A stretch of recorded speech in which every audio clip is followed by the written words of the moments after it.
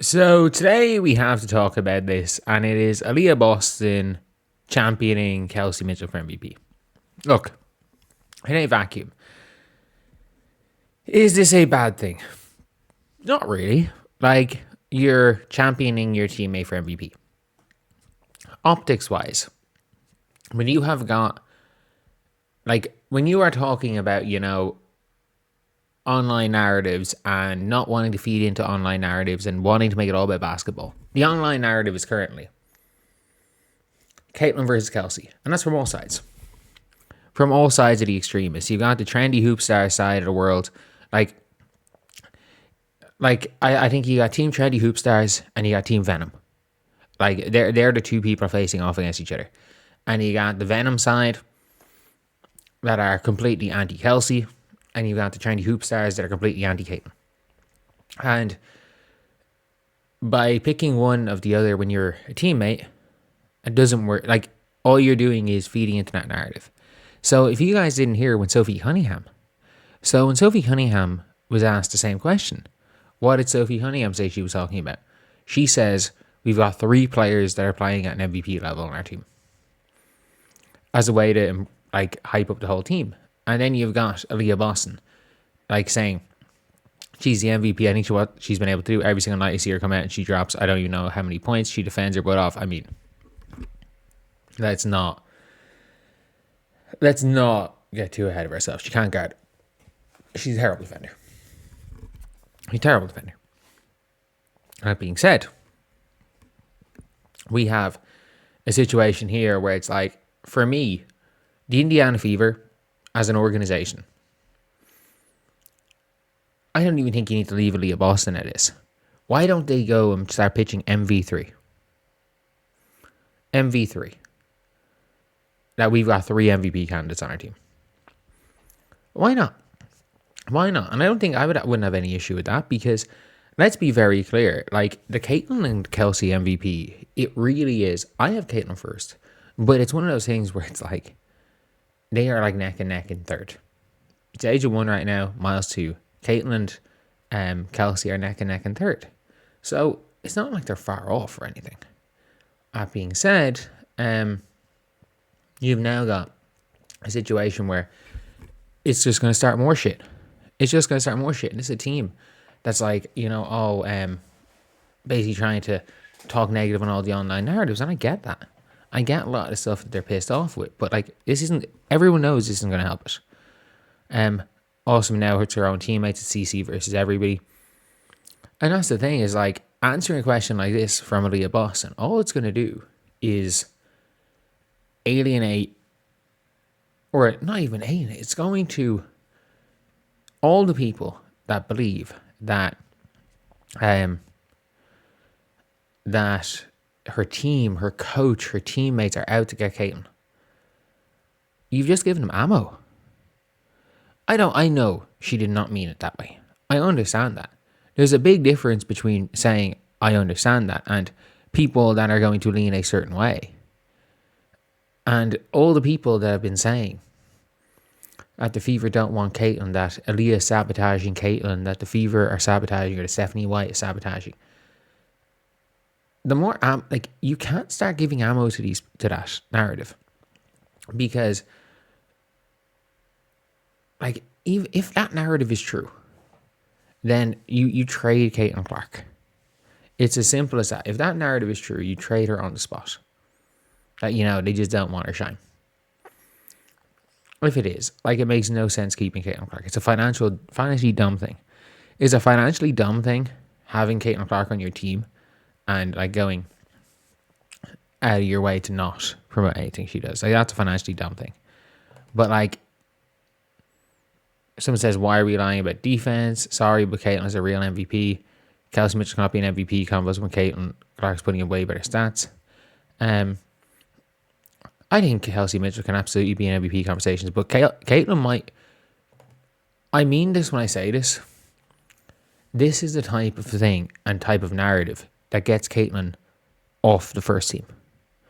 I think it should be a given that Caitlin Clark's on the first team all WNBA.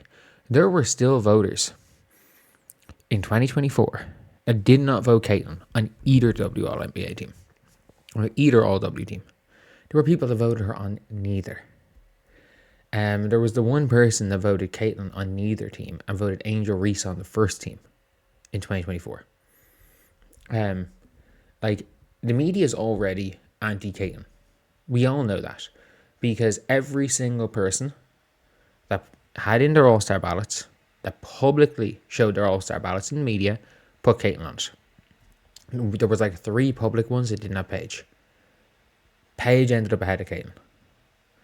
So I would say an awful lot of the ballots that people did not make public were not made public because they didn't have Caitlin on it. There is now UConn bias as well when it comes to Caitlin, that people are like, oh, but like it didn't happen in 2024. Yeah, there wasn't 2 UConn players fighting for a first team spot. So like she's got to beat the UConn bias of Paige. And I feel like the narrative, this narrative now where it's Caitlin or Kelsey, is going to be a media thing. And I think what we're going to see is an awful lot of people have Caitlin or Kelsey on their MVP card. Like, it wouldn't surprise me to see Caitlin fall to the All-W second team. It would not surprise me, because we now have the team has made a decision in the Caitlin or Kelsey. Well, sorry, the other co-star, which might as well be the team. No offense, but no one gives a damn if Maisha Hines-Allen says Caitlin's the MVP. And like, it's not knocking Maisha Hines-Allen. I own a Maisha Hines-Allen jersey. But no one cares. Like, realistically, the only thing people, what they care about is Sophie Cunningham, who has basically said all 3 of them deserve MVP, has given a diplomatic answer. And you got Aliyah Boston. So now, in terms of like, when the big voice of fever, it is Kelsey over Caitlin. And what has that done? It's given this has given journalists an out. It has. It has given the media an out to not vote for Caitlin Clark. How can she be first team when she's not the best on her own team? It has given them a easy out, because the team and the players that should be promoting the fact that they have 2 of the best players in the world, who are the best duo in the league, we've now got Kelsey's actually MVP. When, by all odds, by everything, Caitlin Clark is ahead of Kelsey Mitchell. By the ladders, by the betting odds, everything, Caitlin Clark has a puncher's chance at MVP. Kelsey Mitchell is like plus 2,500. I think Caitlin Clark is like plus 800. She has a puncher's chance at MVP. But like, if her own team, like, I have a feeling they're going to start wearing Kelsey Mitchell t-shirts very soon. They're going to start wearing Kelsey Mitchell for MVP, who, by the way, Caitlin Clark finished 4th in MVP as a rookie. They did not wear Caitlin Clark MVP t-shirts for her. Like, I don't know. Either way, look, this is not ideal, and I kind of get where Aliyah Boston's coming from. She just wants to support a teammate. She's not trying to start shit, but that doesn't matter. She just did. Like, it's for me anyway. It's not changing my opinion on anything. But let's be very clear. Like, you can't, as a whole, talk about, wanting to keep it all basketball and no division and, online is too divisive. And then again, throw gasoline on the fire. And then make a trendy hoop stars point. You can't. Like, as a organization, if you make a trendy hoop stars point, it's over. You are basically throwing gasoline on a flame. And Aliyah, unfortunately, is now going to be the target of the people that believe that, the fever out to get Caitlin Clark. And unfortunately for those people, there is now more ammo for that side. Again, I don't agree with it, but I'm being real. If that's what your opinion is, there's plenty of reasons to have that opinion. It's gotten to a stage now where, with stuff Steph has said in this, that like, I can't in good faith say that like, there's a 0% chance that the people that are like the fever against Caitlin are wrong. Like, I can't definitively say. I'm not willing to definitively go out on a limb and say they're wrong, because there's just so much weird shit that's gone on with Caitlin in this organization. But anyway, yeah, even though I don't believe it, I believe the teammates get on together. I believe they like Steph. I believe that the locker room's great.